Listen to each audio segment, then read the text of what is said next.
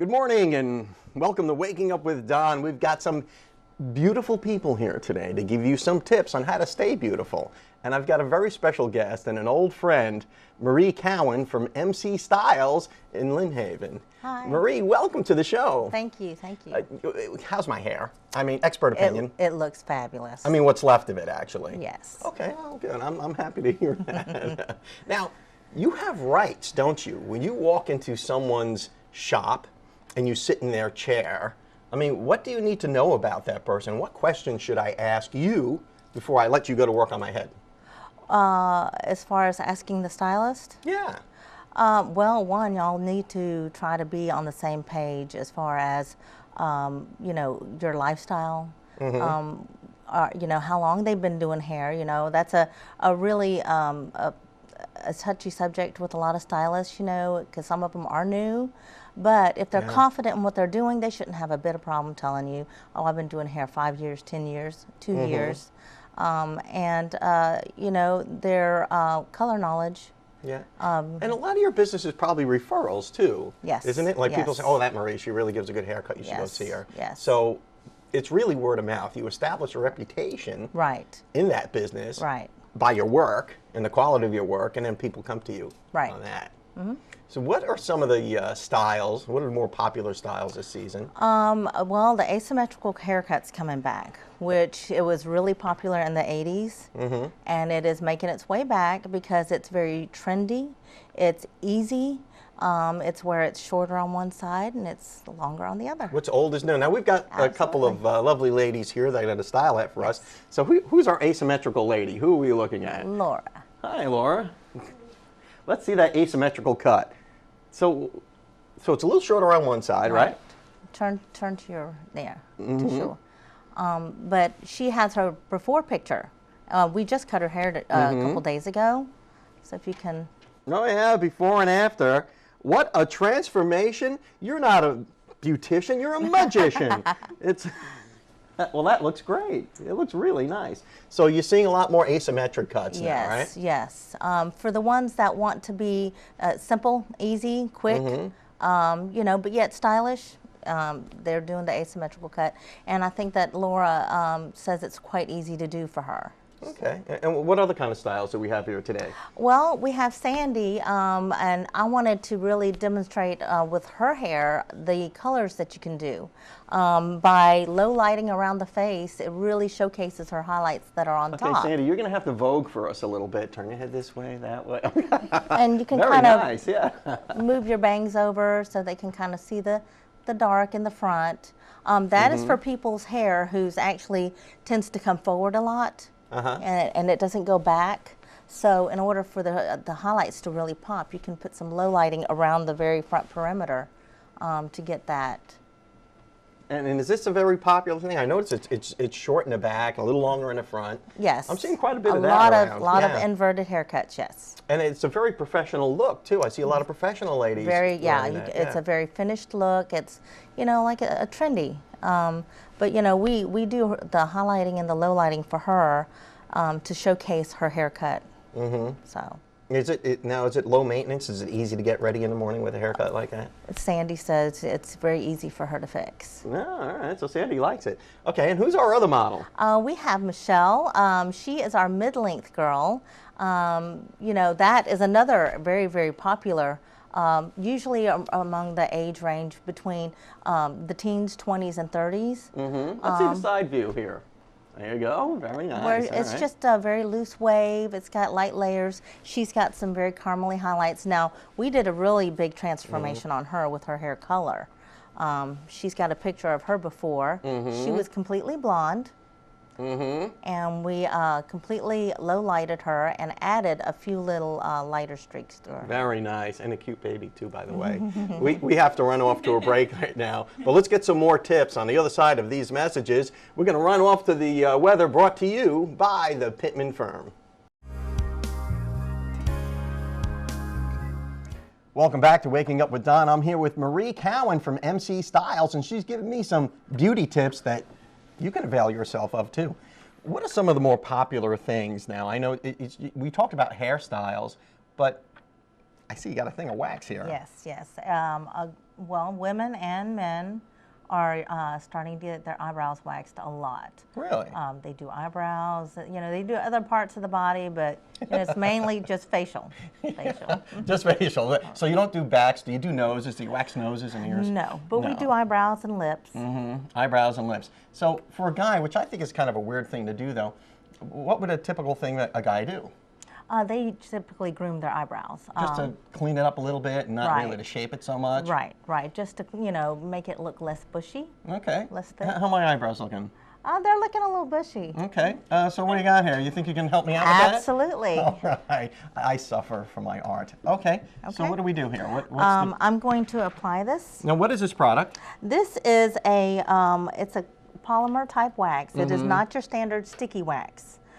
This comes in pellet form, and you melt it down and you apply it, and it hardens. There's no wax strips. There's no stickiness. There's a lot less skin irritation. All right, let's give it a go. Okay. The things I do. All right, so it's a pretty blue, isn't it? Oh, it's beautiful shade of blue. So you don't have to put any cloth on top of this. Nope. It's not like 40-year-old virgin where they wax his chest and he's in excruciating pain.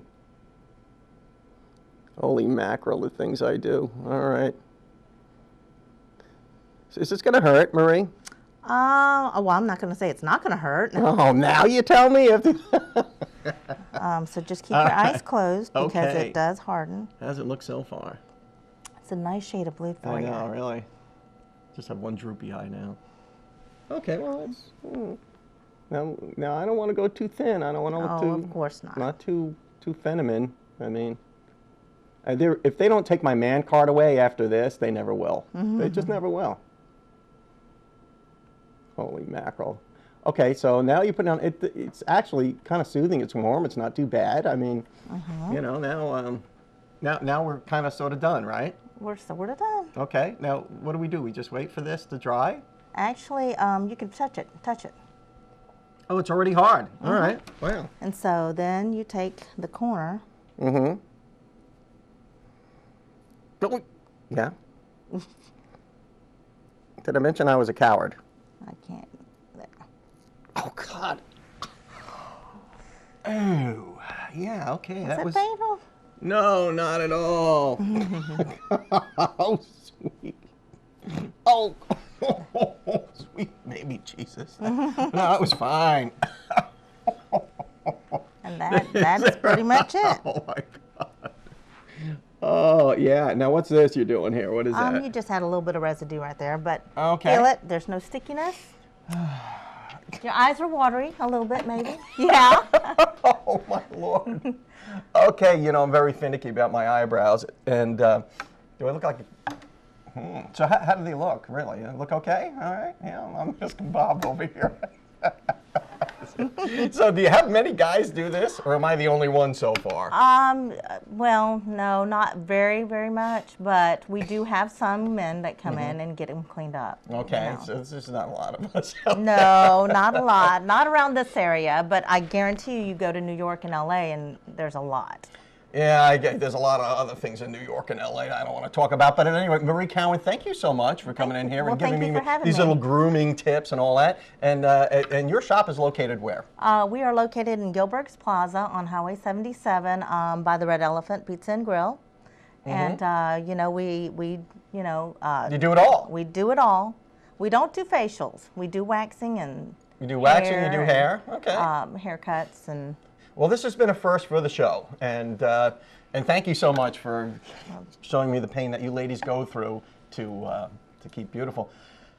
You've been watching Waking Up with Don. I'm here with Marie Cowan, and we'll be right back after these messages.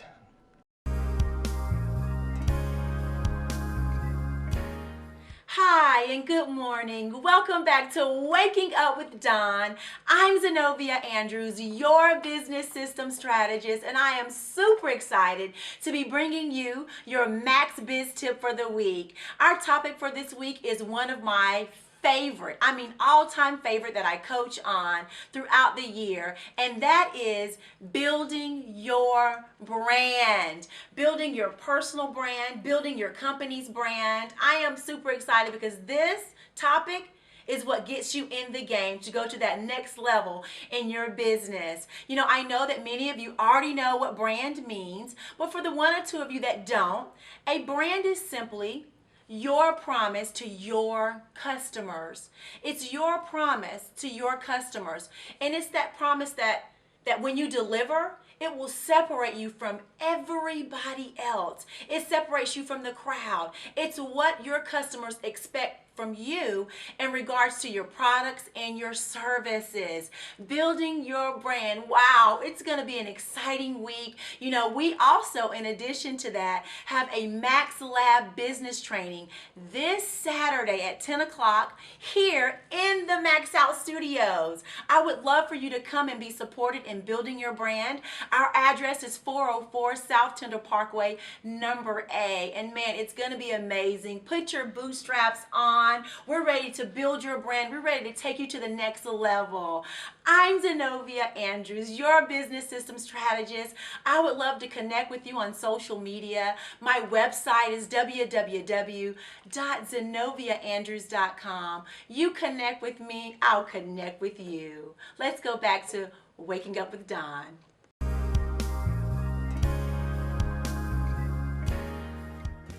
Welcome back to Waking Up with Don. I'm here with Assistant Scoutmaster Kevin Hall. Kevin, welcome to the show. Thank you very much for having me here. Yeah, thanks for coming on. Now, what troop are you with? I'm with Troop 300. We're sponsored by the Lynn Haven's Lions Club, and we meet up in Lynn Haven. Okay. On Tuesday nights at 6:30, or actually at 7 o'clock. Where do you meet up? Actually at the Lions Club building itself, just outside the country club entrance there. Well, good. Now, I used to be a scout. That's why you're here. You know, besides scouting being a great activity for kids, you guys do a lot of other stuff too, don't you? That's absolutely correct. A lot of different outdoor activities, camping once a month, and amongst many other different things. Yeah. But, in particular, we're here to promoting what's called Scouting for Food this month. So. Yeah, so you do a lot of community service projects as well. Yeah. So it's not just fun and games, camping out and learning how to do stuff, and doing outdoor stuff too, which I think nowadays is more and more important. Well, we concentrate a lot on those life skills as well, how to cook and how to clean, how to take care of yourself as well. We talked about the community service things that we do. Like our particular troop, we've adopted a road, Highway 390, that we clean up once a month as well. Bay County has worked with us, giving us the bags, and once a month we go out and pick up all the trash on both sides of the road for a mile there. Yeah, and scouting's been around for quite a while, right? Absolutely. Scouting started in 1910 by a gentleman by the name of Baden Powell, and we are now 104 years old. We just celebrated we had our 100th anniversary. We had our national jamboree and a new place in West Virginia where scouting now will have their annual, their national jamboree every 4 years in West Virginia. Every 4 years in West Virginia, the National Jamboree. I went to a national once 100 years ago in Queens, of all places, New York. But, you know, just as a youngster growing up in New York, scouting was just a great thing for me, you know, because especially nowadays when kids are so preoccupied with technology, you know, they're on their little Game Boys or whatever, or on the internet, or, you know, on their phones, texting. Yeah, I think it's kind of, I don't think kids get outside enough, you know? And that's one of the things when we go camping, the video games, cell phones are kept in place, but the video games do not come out with us there. Oh, so you say, no technology, guys. No technology. We're out in the woods and we're here to do our thing. If we get into trouble, the adults have cell phones so that we can still contact emergency services or the parents to let them know if we've had any change in plans as well. So you know, it's funny because when I was a kid, there was no such thing as cell phones. And when you were out in the woods camping, you were out in the woods camping. And if something bad happened, the Scoutmaster would jump in his car and, you know, drive to a phone. So well, now we like to believe in the motto about be prepared. So well, that's true. You do have to be prepared. Absolutely. That is so true. So where are some of the places you guys go to camp? We've went to Wallwood Camp, which is just off of Highway 20, back for summer camp for a week long. Within our own council, we have Camp Uchi, which is outside Definiak Springs. You can go up there and camp anytime pretty much that you want. You know, scout units can. But during the summer, they have a summer camp program, which is a week-long program that scouts check in on on Sunday mornings, and depart Sunday afternoons. There they learn all the different things from rifle shooting and archery, first aid, swimming, canoeing, a lot of those outdoor life stuff. Absolutely that correct. you really need to know. That I think it's becoming lost to kids nowadays. Well, that's what scouting is all about here, is Yeah. to teach those young men who are going to be our future leaders those life skills to be productive citizens. We have to run off to a break, but on the other side of that, I want to talk more about the community service projects that you're doing.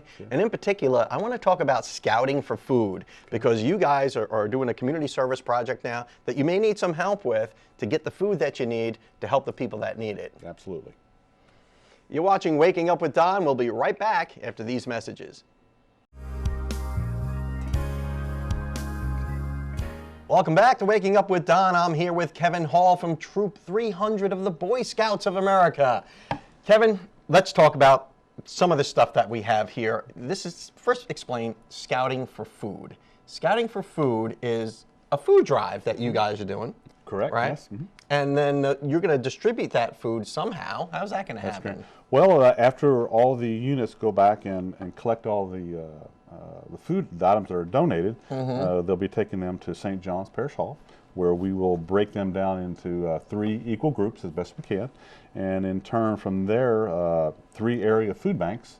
Those would be St. Andrew's Baptist Church, or Center of Hope, Catholic Charities, and then also Gulf Beach Presbyterian Church.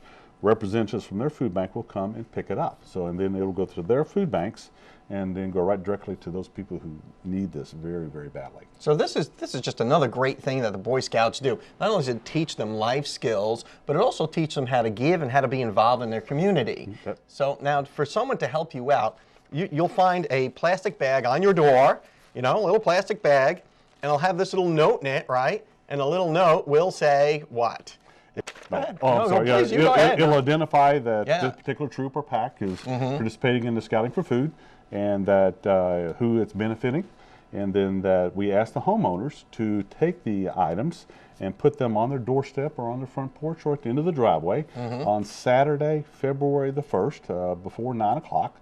And then the scout unit will come back by that day and pick it up. They will not knock on the doors and ask for it there. They'll simply drive back through the same area where they had posted the flyers and the bags on the previous Saturday, which would be January the 26th. So I'm a homeowner or an occupant of a dwelling. I find this little bag with this note on my doorknob. All I need to do is put items like this, non-perishable type goods, like canned stuff. I see you have like cereal here and some dry milk, which doesn't need refrigeration. Absolutely right? correct. And what are we looking at here? That's oatmeal. Oatmeal. And of course, the old default peanut butter. It's a great source of protein. And various canned goods. Absolutely. So if I'm the homeowner, I find this note, I put these type of items in there and just hang it back on the doorknob? Well, no, actually put it either on your doorstep or your front porch. We'd probably break the doorknob there. Yeah, or if you probably live at a house that has a long driveway, take it and put it at the end of the driveway, like they're probably perhaps at the end next to the road. And then as the scout units come back through the area after 9 Saturday morning, once again on February the 1st, they'll simply reach over and pick it up and put it into the truck. And after they have finished their area, they'll bring it to St. John's, where, like I said, it'll be divided and go to the respective food banks. And what if I'm watching this show now and I want to help, but I don't get a little bag and a note on my doorknob? What do I do then? Well, if you wish, or if they want to, they can actually bring any donated items to food items to St. John's, the Parish Hall, which is located at 1008 Fortune Avenue in Panama City, between the hours of 10 and 2. All you have to do is pull up. There'll be signs up there. Any day, right? No, just on Saturday. Just on Saturday. Just on Saturday, February the 1st, between 10 in the morning and 2 in the afternoon. Pull up. We'll have scouts out there. They'll be willing just to reach into the car, grab their stuff, and then we'll take it inside where we will count all the items that are donated, as well as weigh them. That's some statistics that we're required to report as well. So the scouts are helping to stock up these food pantries at these various organizations, who in turn give it to the people who need it. That's absolutely. It's kind of like doing the scout slogan: "Do a good turn, or do That's a right. good deed daily." And this is kind of reinforces those traits of what scouting is all about. Yeah, it is. And remember the scout oath? Yes, You I know? do. Okay, what is it? Scout is trustworthy, loyal, helpful, friendly, courteous, kind, obedient, cheerful, thrifty, brave, clean, and reverent. I like it. Kevin Hall, thanks so much for coming on and sharing the good works of the Boy Scouts of America. And if somebody wants to join the Scouts, what do they need to do? They can go to GulfCoastCouncil.org. We, in this area here, are what's called the Lake Sands District. Okay. There's 4 districts in the council, all the way from Pensacola all the way to Gulf County.